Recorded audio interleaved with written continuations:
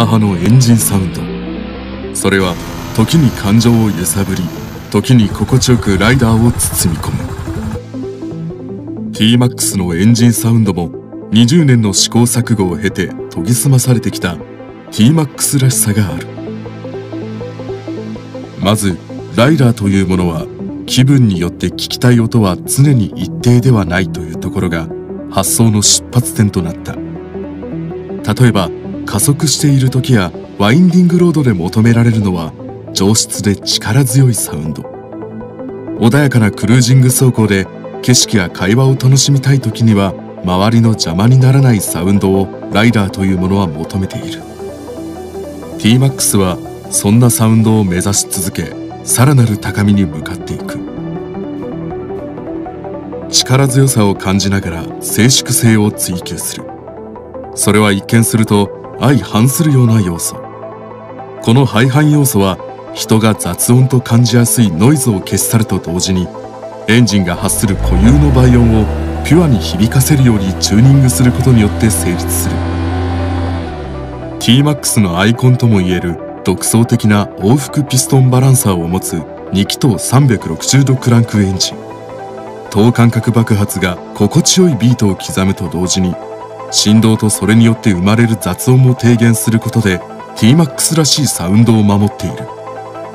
T-MAX のライダーはエンジン音を楽しみながらも心地よさを感じることができる。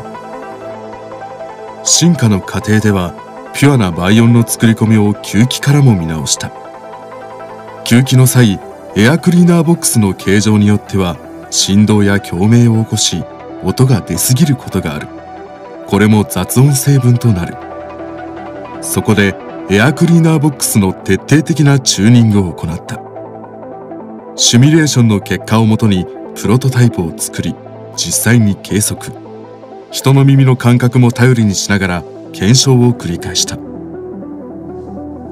聞かせたい音を際立たせ、吸気音の雑味を消す。そしてエンジンが発する音、それによって生まれる排気音。環境性能に適応しながらもマフラーの内部構造を調整することでライダーの感性に触れる音を追求した。音を出しすぎず、発信時低音だけ印象的に響く。その後排気音は意図的に姿を消す。こうして T-MAX のサウンドは研ぎ澄まされてきた。マキシマイズ・ザ・モーメント。 T-MAX は日常を少し豊かにする相棒となる。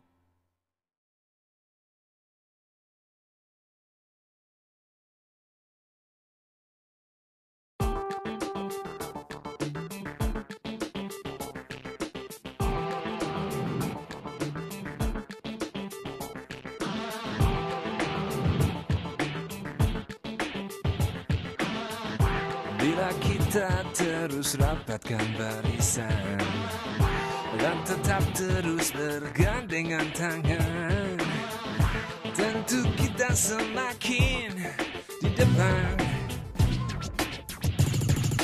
Langkah-langkah yang telah tertempuh melesatkan kita ke tujuan. Waktu-waktu terus buktikan cuma kita yang semakin di depan. Bila kita terus rapatkan barisan dan tetap terus bergandengan tangan, tentu kita semakin di depan. Langkah-langkah yang telah tertempuh melesatkan kita ke tujuan. Waktu-waktu terus buktikan cuma kita yang semakin di depan.